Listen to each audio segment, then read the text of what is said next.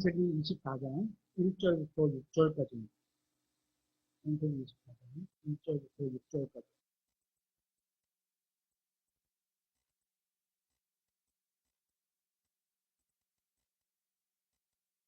얼마 되지 않으니까 다 같이 한목소리 읽고 1절부터 6절까지. 시작. 아브라함이 나이 많아 연로하였고 주께서 모든 일에 아브라함에게 복을 주셨더라. 아브라함이 자기 집에서 가장 나이 많은 종, 곧 자기가 소유한 모든 것을 관리하는 종에게 이르되 원하건대 내 넋두꺼리에 밑에 넣어라. 내가 너에게 하늘의 하나님이시며 땅의 하나님이신 주를 두고 맹세하게 하리니 너는 내 아들을 위해 나와 함께 거하고 있는 가나안 족속의 딸들 중에서 아내를 데려오지 말고 내 고향 친족에게 가서 내 아들 이삭을 위해 아내를 데려오라 하매 그 종이 그에게 이르되 혹시 여자가 나를 따라 이 땅으로 오려 하지 아니하면 어찌하리이까. 내가 주인의 아들을 주인이 나온 그 땅으로 반드시 다시 데려가야 하리이까 하니 아브라함이 그에게 이르되 너는 조심하여 내 아들을 다시 거기로 데려가지 말라. 오늘은 결혼을 생각하는 청년들에게 하나 전에 여성분이, 사연분이, 여성분이, 이사님이, 시원자님까지 그런 청년들에게 배우자 선택이라는 굉장히 중요한 주제를 가지고 갑니다. 요즘 우리 교회는 매주 수요일마다 말라기를 공부하고 있는데요. 지난 시간에 공부했던 내용이 하나님의 백성은 이방 민족의 딸들과 혼인하지 말라와 이혼하지 말라는 말씀에 대한 강력한 메시지였습니다. 그리고 오늘 설교는 그 2편이라고 보시면 됩니다. 혹시 1편을 듣고자 하시는 분은 유튜브 교회 설교 동영상 말라기 2장 11절부터 12절, 13절부터 16절 번역 보시면 됩니다. 누군가가 말하기를 결혼은 가장 험난한 선대지 중 하나다 이렇게 얘기하는 분이 있습니다. 왜냐하면 자신이나 상대방이나 잘못했다고 해서 결혼하기 전으로 돌아갈 수 없기 때문입니다. 예를 들면 여러분이 아프리카로 선교를 갔다고 해보겠습니다. 그런데 선교지에 갔는데 후회가 되면 어떻게 하면 될까요? 갔는데 잘못한 것 같아요. 어떻게 하면 될까요? 다른 곳으로 가서 선교를 계속하거나 아니면 다시 복귀하면 됩니다. 왜냐하면 성경에는 어느 지역으로 꼭 가야 한다는 그런 게 정해져 있지 않기 때문입니다. 그래서 내가 간 선교지가 선교하기에 자신과 맞지 않는 선교지를 잘못 선택했어 하면서 다른 곳으로 가면 됩니다. 이렇게 물을 수가 있습니다.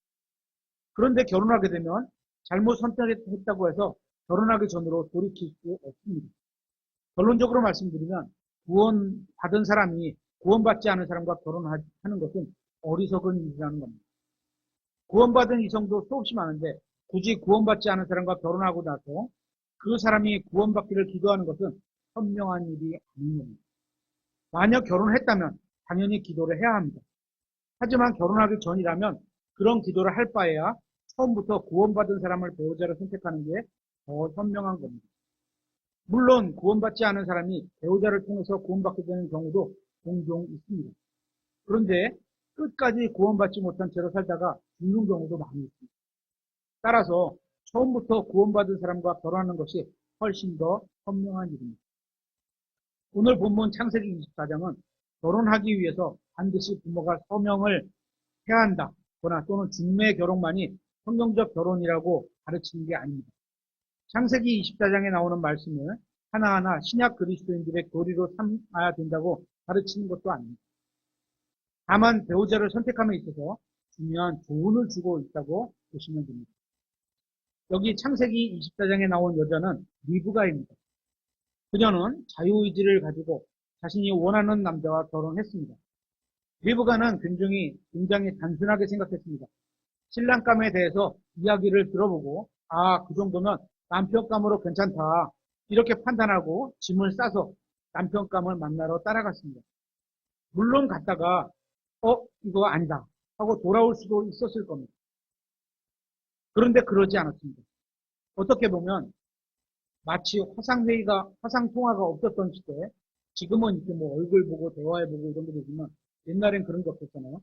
편지나 이메일로만 주고받다가 결혼을 결심한 것과 비슷한 겁니다. 사람이 살아가면서 인생에서 선택해야 할 가장 중요한 세 가지 결정이 있다고 봅니다.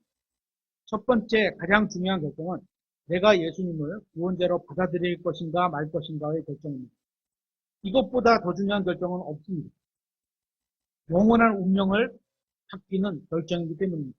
그리고 그것을 제외하면 두 가지 결정이 있는데요. 바로 어떤 직업을 가질 것인가입니다.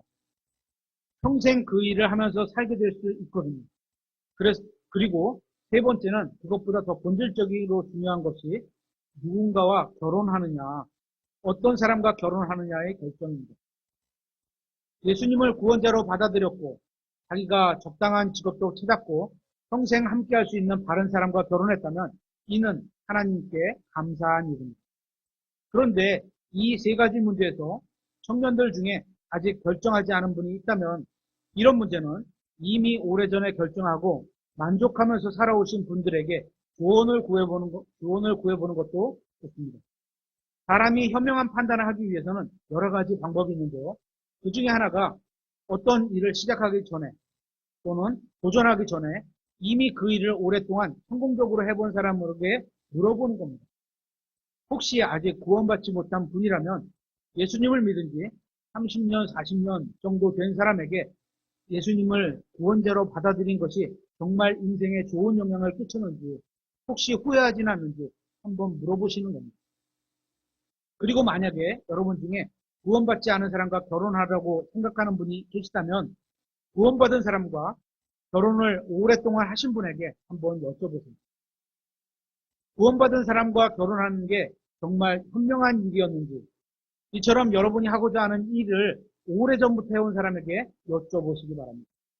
저는 그 면에서 한번 실패를 했는데 배우자분의 인격이나 인품, 인성에는 문제가 없었지만 인생에 어려움이 왔을 때 함께 헤쳐나가려는 마인드 면에서 구원받은 사람이었다면 이라는 교훈을 얻은 사람 중에 하나입니다.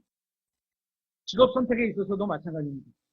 여러분이 어떤 직업을 선택하실 것이라면 그 직업을 3, 40년간 해온 사람이 있잖아요. 그런 분에게 물어본다면 좋은 조언을 얻을 수 있을 겁니다. 여러분이 구원받았고 하나님을 섬기고 싶은 사람이라면 하나님을 섬기고 싶어하는 사람과 결혼해야 합니다. 두 사람이 인생을 동행하는데 목표와 방향성이 같아야 길게 살아가는데 덜 힘들고 서로 도움이 될 수 있습니다. 그러니까 하나님을 섬기려는 사람이 하나님을 섬기지 않는 사람과 결혼하는 것은 어리석은 일이라는 겁니다.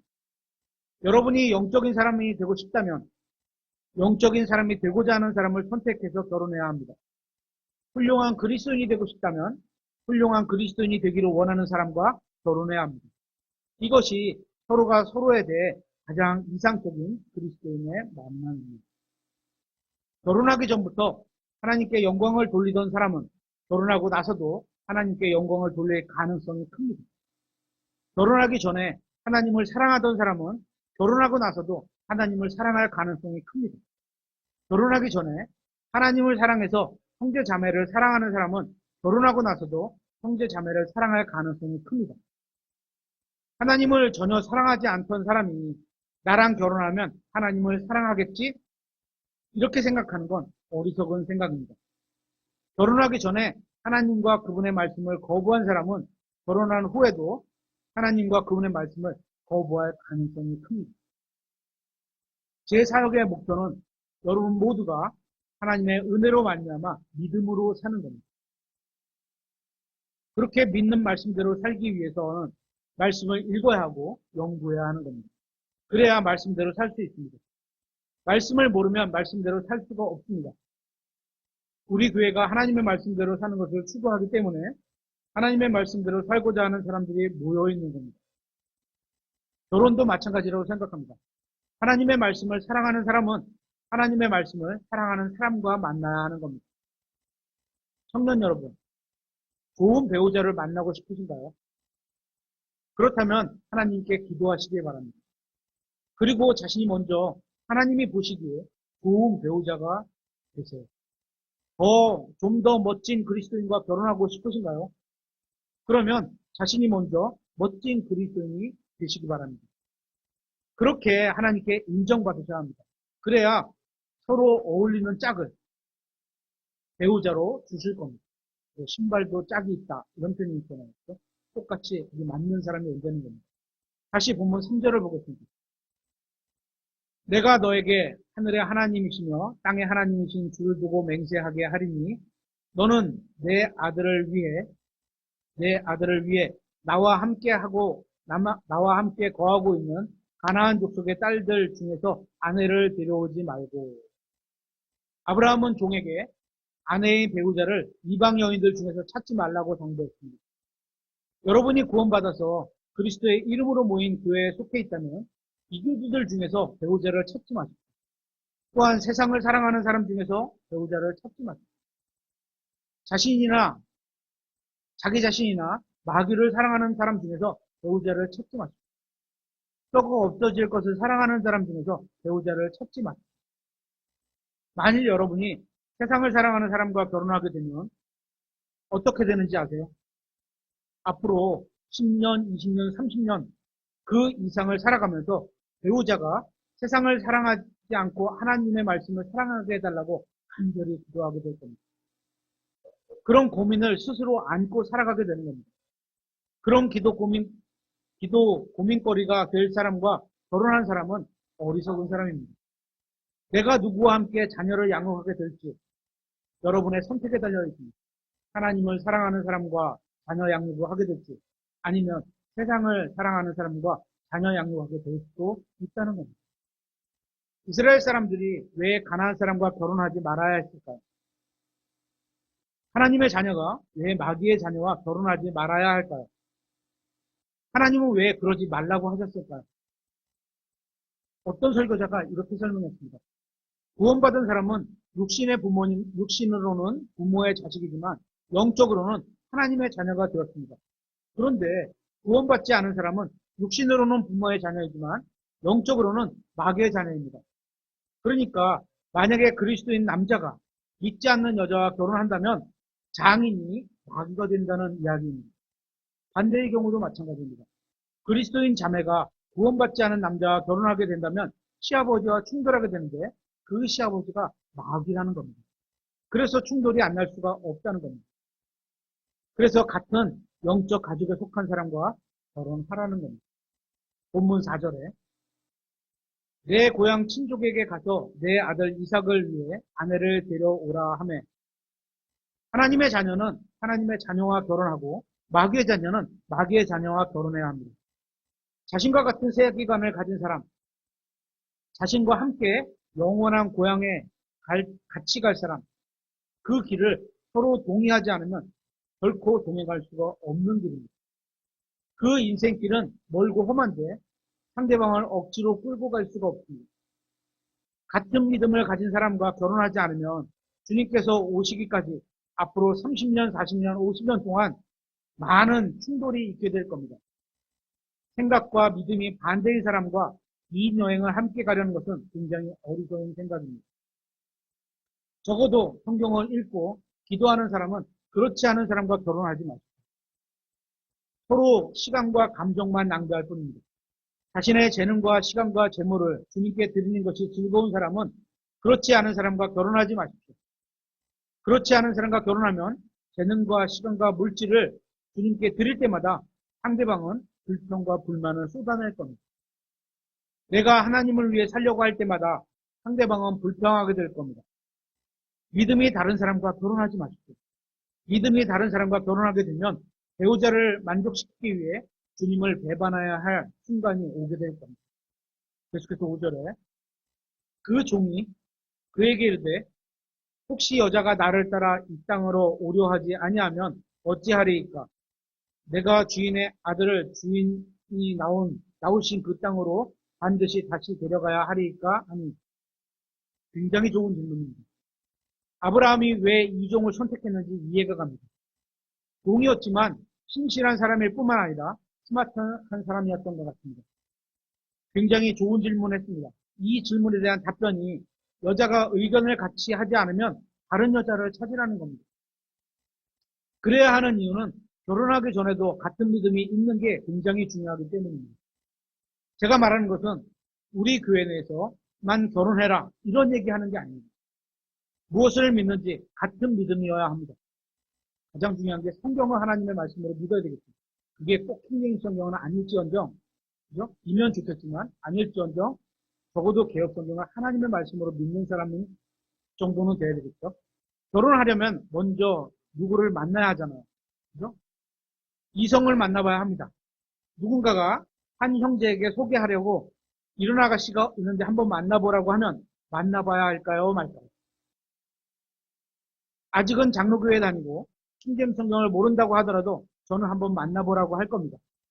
그렇게 만나봤는데 서로 마음에 들면 천천히 조금씩 형제가 갖고 있는 믿음을 솔직하게 얘기하고 상대방이 따라올 수 있는지를 물어보고 그렇다고 한다면 한 믿음 안에서 서로 사귀고 결혼할 수 있다고 생각합니다. 만약에 마음에 드는데 이런 얘기를 하는 게 불편하다고 해서 그죠? 육신으로는 마음에 드는데 한번 이렇게 좀 따져보고 결혼해야 되잖아요. 그죠? 불편하다고 해서 예식장을 다 잡아놓고 나서 아니면 결혼하기 일주일 전에 믿음에 대한 얘기를 하는 사람들도 있을 겁니다. 왜냐면 말하기가 불편하니까. 근데 그렇게 하지 마십시오. 이제 일주일 후가 결혼식인데 상대방이 나는 동의하지 않는다. 결혼하고 나서 난 교회에 다닐 생각이 없다고 하면 그때라도 파혼하는 게 나을 겁니다. 이게 큰 문제가 될 수 있습니다. 나중에 이혼으로 죄를 짓는 것보다는 결혼하기 전에 파혼하는 게 낫습니다. 창피한 게 아닙니다. 결혼하는 후에 같은 믿음이 되기는 정말 어렵기 때문입니다. 꼭 결혼하기 전에 같은 믿음이 되어야 합니다. 만일 상대방이 결혼하기 전에 여러분에게 동의하고 같은 믿음으로 가겠다고 한다면 그 사람과 결혼할 수 있습니다. 하지만 그렇게 하기를 거부한다면 결혼해서는 안 됩니다. 결혼하기 전에 같은 믿음을 가질 수 없는데 결혼한 후에 같은 믿음을 갖는다는 건 정말 대단히 어렵습니다. 믿음을 상대방에게 맞추지 말고 다른 사람을 찾아보는 게 더 현명하다는 겁니다. 이 종이 물어봤던 게 바로 그겁니다. 그 사람에게 맞춰야 합니까? 맞추지 말라는 겁니다. 그 사람은 그냥 두고 다른 사람을 찾으라는 겁니다. 저도 전에는 그런 말씀을 드린 적이 있었는데요. 전에 제가 이런 말씀을 드린 적이 있었는데요. 만약에 여러분이 모두가 갑자기 저에게 우리는 이제 김형제와 믿음을 다릅니다. 당신이 떠났으면 좋겠습니다. 라고 말한다면 저는 여러분과 싸우지 않고 떠날 겁니다. 조용히 떠나서 다른 곳에서 신앙생활을 하면 됩니다. 저도 나름 제 기준을 하나님 말씀으로 두고 있다고 믿는데요. 그걸 세상의 기준으로 낮춰서 그런 사람들과 함께 할 필요가 없다고 생각합니다. 이것이 결혼 배우자라도 결혼하기 전에 제 믿음에 따라오려고 하지 않으면 함께 갈 수 있지만 따라오려고 하지 않는다면 다른 사람을 찾아보게 되는 것과 같은 원리입니다. 왜인지 아세요? 결혼한 후에 반품이 불가능하기 때문입니다. 제가 말하는 건 성경적 원칙이 이혼을 금하고 있다는 겁니다. 창세기 26장 24장 6절입니다. 아브라함이 그에게 이르되 너는 조심하여 내 아들을 다시 거기로 데려가지 말라. 주 하늘의 하나님께서 나를 내 아버지의 집과 내 친족의 땅에서 취하시고 내게 말씀하시며 내게 맹세하여 이르시기를 내가 이 땅을 네 씨에게 주리라 하셨으니 네 씨에게 주리라 하셨으니 그러니까 씨도 그 가나안 족속에게 속하면 안 되는 거죠. 그분께서 자신의 천사를 내 앞에 보내시리라. 너는 거기에서 내 아들을 위해 아내를 데려올지니라. 만일 그 여자가 너를 따라오려고 하지 아니하면 네가 나의 이 맹세에서 풀려나리라. 다만 내 아들을 다시 거기로 데려가지 말라 하니. 결혼하기 전에 한 믿음으로 살아갈 것인지 확인하고 그리고 나서 결혼해야 합니다. 만약에 결혼하기 전에 그렇게 하는 것이 불가능하다면 결혼하고 나서도 불가능할 겁니다. 결혼을 약속하기 전에 예식장을 예약하기 전에 또 부모님께 인사드리기 전에 먼저 한 믿음이 되어야 합니다. 그러지 않으면 거의 불가능할 겁니다. 이제 결혼하고 나서 벌어질 수 있는 한 가지 중요한 점을 말씀드리겠습니다. 교회에는 다니고 성경을 믿는다고 하는 사람이라고 해도 실제로 성경을 잘 믿는 것은 절대로 아닙니다. 다른 문제입니다. 다른 성경을 믿고 다른 교리를 가르치는 다른 교회에 다닌다고 다가 아닙니다.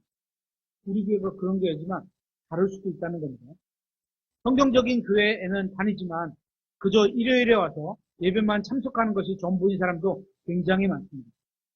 다른 교회에 다니지만 하나님의 말씀에는 전혀 관심이 없고 말씀대로 살려가는 생각 자체가 없는 사람도 굉장히 많이 있습니다. 성경은 그리스도께서 교회의 머리가 되신다는 것처럼 남편은 아내의 머리가 된다고 말씀하고 있습니다. 다른 교회 다니는 형제자매들도 이 말씀을 다 알고 있습니다. 하지만 이 말씀을 다 알고 있다고 해서 이 말씀에 순종할 생각이 있는 것은 다른 문제입니다. 다른 교회에 다니면 다른 믿음을 가지고 있을 확률이 조금 더 있을 것뿐이고 잘못된 교리를 믿는 교회에 다니면 다른 믿음을 가질 확률이 낮은 것뿐입니다. 낮은 게 좋은 건 아니고 높아야 좋은 거죠. 중요한 점은 성경이 말씀하시고 있는 것처럼 정신이 깨어 있어야 한다는 겁니다. 하나님의 말씀하시면 알아듣고 바르게 실행할 정도로 맑은 정신을 가지고 있어야 합니다. 결혼하게 되면 일반적으로 50년간 내가 누구와 함께 무엇을 할지 계획을 체결하는 겁니다. 우리가 자동차 하나를 사도 5년간 할부로 사게 되면 약속을 체결하고 사는 거잖아요. 그러면 꼼꼼히 살펴보고 사잖아요. 또 아파트를 하나 사도 30년간 내가 대출을 갚는 약속을 하면서 뭐라나 하는 거니까 꼼꼼하게 살펴보고 사잖아요. 결혼은 적어도 50년을 그렇게 체결하는 겁니다. 이 계약을 파기하는 것은 하나님이 원하지 않습니다. 그래서 정신을 차리고 맑은 정신으로 깨어서 살펴봐야 하는 겁니다. 형제라면 만나려는 자매가 어느 교회에 속해 있는지, 가족의 평판이 어떤지, 아버지와 어머니가 하나님의 말씀에 순종하는지, 부모에게 순종하는 여자인지, 부모님께 순종하는 여자는 하나님께도 순종하지 부모님께 순종하지 않는 여자는 하나님께도 순종하지 않고 남편에게도 순종하지 않을 겁니다. 반대로 자매라면 만나려는 형제가 아버지와 어머니를 사랑하는지, 부모를 사랑하지 않는 남자는 자기 아내도 사랑하지 않을 확률이 굉장히 높습니다. 부모에게 무례하고 교회를 존중하지 않고 하나님의 말씀에 순종하지 않는 남자는 아내를 존중하지 않을 겁니다. 오로지 구원받았다는 것 하나만으로 배우자의 조건이 충족되었다고 생각한다면 잘못된 생각입니다. 그러므로 예수님을 사랑하는 사람을 배우자로 선택해야 하는 겁니다. 이것은 구원 이상의 것을 말하는 겁니다. 혹시 아직 예수님을 믿지 않는 사람과 교제 중이라면 결혼 약속을 잡기 전에 그 사람에게 복음을 전하고 반드시 거듭나게 돼서 하나님과 예수님을 사랑하는지 꼭 점검해 보시기 바라겠습니다. 그 다음에 결혼을 결심해도 늦지 않습니다. 결혼은 50년짜리 장기 프로젝트입니다.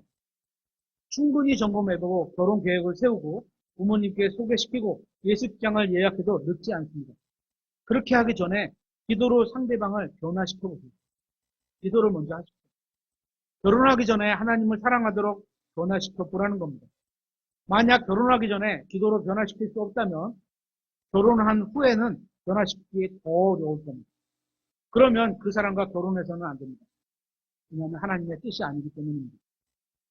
창세기 24장 9절부터 그 종이 자기 주인 아브라함의 넓적다리 밑에 자기 손을 넣고 그 일에 관하여 그에게 맹세하였더라. 그 종이 자기 주인의 낙타들 중에서 낙타 10마리를 취한 뒤 떠났는데 그의 주인의 모든 좋은 것이 그의 손에 있더라. 그가 일어나 메소포타미아로 가서 나홀의 도시에 이르러 이삭이 얼마나 많은 재산을 가지고 있었는지 정확히 알 수는 없지만 결혼하고 가정을 꾸미기에 충분한 재산을 가지고 있었을 것이라고 생각합니다. 만약 결혼하려고 하는데 비용이 없다면 결혼을 조금 미루면서 먼저 어느 정도의 비용을 마련하는 게 현명합니다. 내가 결혼할 여자가 지금 내가 가지고 있는 재산으로 만족할 수 있다면 결혼할 수 있습니다. 하지만 내가 가진 것으로 누구도 만족할 수 없는 것이라면 결혼을 조금 미루는 게 낫습니다. 만약 결혼을 하고 싶은데 돈이 없다면 먼저 직장을 잡고 열심히 일하면서 결혼 계획을 세우시면 됩니다. 고린도전서 7장 33절 한번 찾아보겠습니다. 고린도전서 7장 33절.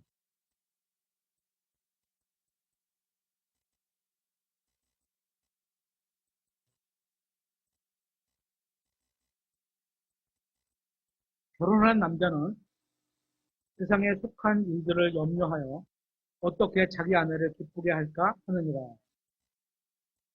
이 말씀은 자기 아내를 기쁘게 하는 게 잘못되었다는 이야기가 아니에요. 결혼한 사람은 배우자를 기쁘게 해야 합니다. 결혼하고 아내를 기쁘게 하려면 비용이 들어갑니다. 아내가 좋아하는 외식도 해야 되고 아내가 좋아하는 여행도 가야 합니다. 그런데 가족을 위해서 돈 쓰기를 싫어하는 사람과는 차라리 결혼하지 말고 혼자 사는 게 낫습니다.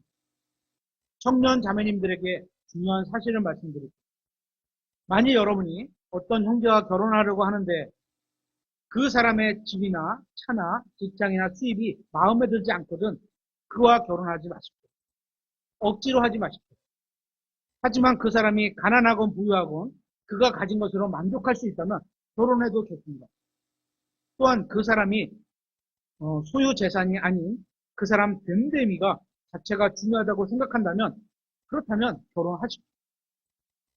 난 그 사람 가진 거 상관없다 라고 생각한다면 결혼하십시오. 하지만 소유한 재산이 중요하다고 생각하는데 그가 소유한 것이 마음에 들지 않는다면 그 사람과 결혼하지 말라는 겁니다. 그게 나중에 이혼 요소로 작용할 수도 있기 때문입니다. 어떤 분은 남녀가 만나서 결혼하는 데 있어서 주님 한 분만으로 만족하는 마음이면 충분하다고 생각하는 사람도 있습니다. 무슨 의미인지 저도 동감합니다. 그렇게 할 수 있다면 좋은 겁니다. 그런데 성경은 성경의 결혼에 있어서 그렇게 하라고 강요하고 있지 않습니다. 결혼 문제에 있어서 성경은 분명하게 장가간 사람은 자기 아내를 기쁘게 해야 된다고 말씀하고 있습니다. 만약에 주님 한 분만으로 만족할 수 있다면 결혼하지 말고 주님 한 분만으로 만족하면서 독신으로 신앙생활하는 게 더 낫다고 권면하고 싶습니다. 앞절에 이렇게 말씀하고 있습니다. 고린도전서 7장 32절에 그러나 나는 너희가 염려 없이 지내기를 원하노라. 결혼하지 않는 남자는 주께 속한 일들을 염려하여 어떻게 주를 기쁘게 할까 하나. 결혼하지 않은 사람은 주님만을 기쁘게 할 수 있습니다. 결혼한 사람은 세상에 속한 일들을 염려하게 된다는 겁니다. 예식장 예약부터 어린 자녀들의 학교에 바라다 주는 것, 어떻게 하면 아내를 기쁘게 할까 이런 염려로 삶의 무게도 늘어나게 됩니다. 결혼하고 나면 자신만을 위해 살 수도 없고 주님만을 위해 살 수도 없다는 겁니다. 주님만을 위해 살거나 자신만을 위해서 살고 싶다면 결혼하지 말아야 합니다.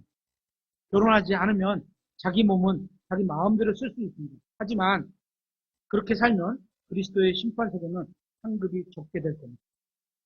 하지만 결혼하면 배우자나 가족을 위해서 살아야 합니다. 여러분들의 부모님이 지금 그렇게 살고 계실 것처럼 여러분도 살아야 됩니다. 다시 창세기 24장으로 돌아와서 11절에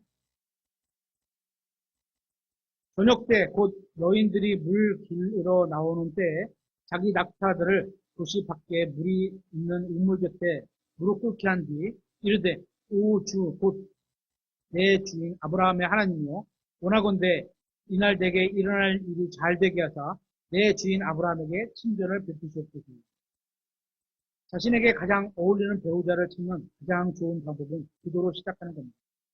만일 하나님 앞에서 올바른 사람을 배우자로 만나게 해달라고 기도했다면 하나님을 기쁘게 하면서 살지 않는 사람을 만났을 때 그가 배우자감이라고 생각하지 말아야 합니다. 왜냐하면 기도는 하나님을 기쁘게 하는 사람을 해달라고 해놓고 근데 그렇게 하지 않은 사람을 만나게 되면 이 사람은 나의 배우자감이 아니다 이렇게 생각해야 되는 겁니다. 그 사람은 하나님께서 보내준 사람이 아니기 때문입니다. 그런데 하나님을 기쁘게 하는 사람은 아니지만 가만히 보니까 돈도 많고 괜찮은 것 같아. 그렇더라도 그 사람은 하나님 보내신 사람이 아닌 겁니다. 하나님께서 누구와 꼭 결혼해라 이렇게 정해주시지는 않지만 내가 기도하면 예를 들어서 하나님을 사랑하는 사람을 만나주게 해주세요. 이렇게 기도를 한다면 그런 사람을 후보감으로 보내주실 겁니다. 그 중에서 내가 고르면 되는 겁니다. 첫 번째 보내주셨을 때 그 사람을 잡던지, 첫 번째는 조금 나와 안 맞는 것 같다. 그러면 그냥 보내고 두 번째를 잡을 수도 있겠죠. 그런데 문제는 이게 몇 번째까지 오는지 알 수 없다는 겁니다. 그래서 자신의 육신의 기준을 조금 낮추고 기도한 대로 하나님을 사랑하는 사람을 선택해야 하는 겁니다. 청년 여러분, 여러분은 배우자감을 위해 기도하고 계십니까? 하나님께서 보내주신 사람을 만나게 해달라고 기도하시나요? 하나님께서 보내주신 사람을 만나는 것과 아무나 만나서 결혼하는 것은 엄청난 차이가 있습니다. 하나님의 말씀을 사랑하는 사람을 만나세요. 그렇지 않은 사람과 만나서 결혼하는 것은 하나님의 뜻이 아닙니다. 다시 13절로 돌아와서 창세기 28장 13절. 보소서 내가 여기 물 있는 우물 곁에 섰다가 그 도시 사람들의 딸들이 물 기르러 나오면 한 소녀에게 이르기를 원하건대 네 항아리를 내려 내가 마시게 하라 하리니 그녀가 이르기를 마시소서 내가 당신의 낙타들에게도 주어 마시게 하리이다 하면 바로 그녀가 주께서 주의 종 이삭을 위해 정하신 여자니이다. 그것에 의해 주께서 내 주인에게 친절을 베푸신 줄 내가 알리이다 하더라. 이 사람은 그냥 막연히 기도한 것이 아니라 구체적으로 기도했습니다. 따라서 주님께서 그의 기도에 정확하게 응답해 주실 때 그것을 놓칠 수 없었습니다. 딱 한 가지만 구체적으로 기도했기 때문에 상황이 자기가 기도한 것과 정확히 일치하니까 바로 알 수 있었던 겁니다. 대충 그냥 두리뭉실하게 기도한 게 아니었죠. 아, 이거 하나님의 응답이다. 이런 건 구체적으로 기도했기 때문에 알 수 있었던 겁니다. 여러분도 하나님의 말씀을 사랑하고 주님을 이렇게 섬기는 사람을 보내주십시오. 이렇게 구체적으로 기도하시기 바랍니다. 그러면 기도의 응답인지 딱 알아차릴 수 있습니다. 여러분이 기도한다면 배우자와 30년, 40년, 50년을 함께 살아가게 될 겁니다. 결혼한다면 그 인생에는 나쁜 일도 일어날 것이고 좋은 일도 일어날 겁니다. 문제는 나쁜 일이 좀 더 많이 일어나게 되는데 여러분이 배우자를 선택한다는 것은 그러한 모든 일을 평생 함께할 사람을 선택한다는 겁니다. 이건 정말로 중요한 문제입니다. 어떤 경우는 한순간의 실수로 이성과 결혼할 수밖에 없을 수도 있습니다. 그런 실수는 하지 마십시오. 어떤 일로 인해 실수를 하고 싶어서 하는 사람이 없죠. 그렇죠? 하지만 실수란 이게 내가 돌이킬 수 없는 일들은 딱 끊어야 된다는 얘기라는 겁니다. 어떤 일로 인해 정당화하려는 결혼이라면 마지못해서 어쩔 수 없이 하는 결혼이라면 하지 말라는 겁니다. 내가 그때 사정이 있어서 그 사람이 신앙이 좀 없었지만 어쩔 수 없이 그 사람과 결혼해야 하는 그런 경우를 만들지 마십시오. 그랬다가는 상황이 좀 더 나빠질 가능성이 큽니다. 여러분은 아담이나 이브가 아닙니다. 이 세상에 이성이 단 한 사람만 있다면 그 사람과 결혼할 수밖에 없겠죠. 남자 하나, 여자 하나, 딱 그렇게밖에 없다면 그 사람하고 결혼할 수밖에 없겠죠. 그런데 여러분은 그렇지 않습니다. 하나님의 뜻에 맞지 않는 사람이라면 아예 결혼을 생각하지 마십시오. 하나님의 말씀대로 살려는 여러분의 인생 계획에 따라오려고 하지 않는다면 그 사람은 그냥 그대로 두고 다른 사람을 찾으십시오. 그게 훨씬 낫습니다. 그러면 여러분이 먼저 하나님의 뜻대로 그분의 말씀대로 살기를 원해야 하는 겁니다. 그리고 나서 여러분과 함께 하나님의 말씀대로 살 사람을 구하십시오. 여러분은 하나님의 말씀대로 살고자 하는데 상대방은 하나님의 말씀대로 살기를 거부한다면 그 사람은 하나님의 뜻이 아닌 겁니다. 다시 13절에 보소서 내가 여기 물 있는 우물 곁에 섰다가 그 도시 사람들의 딸들이 물 기르러 나오면 한 소녀에게 이르기를 원하건대 네 항아리를 내려 내가 마시게 하라 하리니 그녀가 이르기를 이 종이 지금 어떤 것을 보려고 했는지 한번 생각해 보세요. 계속해서 마시소서 내가 당신의 낙타들에게도 주어 마시게 하리이다 하면 바로 그녀가 주께서 주의 종 이삭을 위해 정하신 여자니이다. 그것에 의해 주께서 내 주인에게 친절을 베푸신 줄을 내가 알리이다 하더라. 이 말씀은 배우자를 찾는 사람에게 굉장히 중요한 힌트를 제공하고 있습니다. 제가 지금 창세기 24장에 나온 그대로 해야 한다 이렇게 얘기하는 게 아닙니다. 하지만 배우자 선택에 있어서 굉장히 중요한 교훈을 주고 있다는 걸 알려드리는 겁니다. 이 종이 주인의 아들 배우잣감을 찾는데 무엇을 위해 기도했는지 아세요? 이 종은 배우잣감에 대해서 외모가 아닌 성품을 위해서 구체적으로 기도하고 있는 겁니다. 예쁜 여자, 키 큰 여자, 돈 많은 여자 보내달라고 기도하지 않았습니다. 이 종은 배우자의 성품을 위해서 기도했습니다. 친절하고 상냥하고 자신의 책임을 다하는 사람을 배우자로 달라고 기도했습니다. 이 종은 배우자를 고르는데 무엇이 중요한지 잘 알고 있었습니다. 그래서 가장 중요한 조건이 성품을 위해 기도한 겁니다. 만약 우리가 성경 공부를 하느라 주어진 일을 제대로 하지 못했다면 그건 성경 공부를 제대로 하고 있지 않은 게 중요합니다. 왜냐하면 성경은 일하기 싫은 사람은 먹지도 말라고 말씀하고 있기 때문입니다. 또한 자기 가족을 부양하지 않으면 믿음을 부인하는 불신자보다 나쁜 자라고 말씀하고 있습니다. 특별한 사정이 없이 아무런 일도 하지 않고 온전히 성경 공부와 기도와 찬양만 하는 것은 영적인 게 아닙니다. 이와 비슷한 일로 부부싸움이 일어날 경우가 많이 있었습니다. 부인은 교회 다니고 남편은 교회 안 나가는데 부인이 집안일을 하나도 안 하고 교회에서만 살아갑니다. 그런 건 영적인 게 아닙니다. 그래서 성품과 책임감은 배우자를 고르는 요건의 가장 중요한 덕목 중에 하나입니다. 주님과 동행하는 사람은 다른 사람에게 친절하면서 자기에게 맡겨진 일을 완수합니다. 어쩌다가 한두 번은 안 그럴 수도 있겠지만 사정이 있을 수는 있겠죠. 그죠? 주님과 동행하느라 내 일을 하지 못하는 건 핑계일 뿐입니다.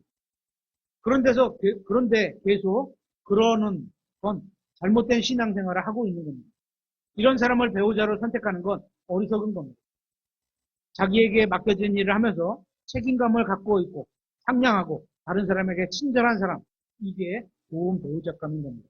계속해서 15절에 그가 말을 마치기도 전에 보라, 아브라함의 형제 나홀의 아내인 밀가의 아들 부두엘에게 태어난 리브가가 자기 항아리를 어깨에 메고 나오는데, 리브가는 힘이 좋았던 것 같습니다. 항아리가 얼마나 큰지 모르지만 메고 나오는데, 계속해서 16절에 그 소녀는 보기에 심히 아름다웠고 어떤 남자도 알지 아니한 처녀더라. 그녀가 우물로 내려가 자기 항아리를 가득 채워가지고 올라오므로. 그녀는 보기에 심히 아름다웠다고 합니다. 성품이 좋은 데다가 외모도 좋았습니다. 배우잣감을 선택하는 데 있어서 외모를 완전히 무시할 수는 없습니다. 아름답지는 않아도 비호감 여성과는 결혼하기 어려울 겁니다. 적어도 매일 얼굴을 보면서 가벼운 입맞춤 정도, 서로 웃을 수 있는 정도, 그죠? 찡그리지 않고 얼굴 보는데 화가 나고 이러면 안 되는 거죠.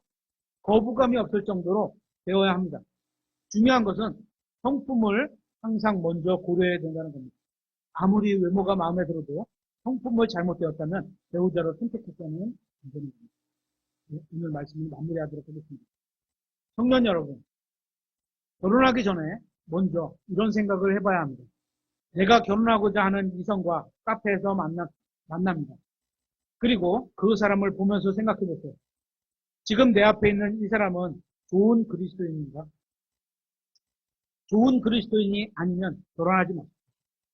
정직한 사람인가? 이것도 굉장히 중요합니다. 정직하지 않으면 결혼하지 마세요. 책임감이 있는 사람인가? 책임감이 없으면 결혼하지 마세요. 그리고 여기에 한 가지만 더. 외모에 관해서 매일 함께 살아도 거부감이 없는가입니다. 매일 아침 얼굴을 봐도 기분이 나쁘지 않을 정도의 외모인가? 만약에 이런 질문에 긍정적으로 답할 수 없다면 그 사람은 여러분의 짝이 아닌 다른 사람의 짝인 겁니다. 이 세상은 하나님의 말씀과 완전히 반대로 가고 있습니다.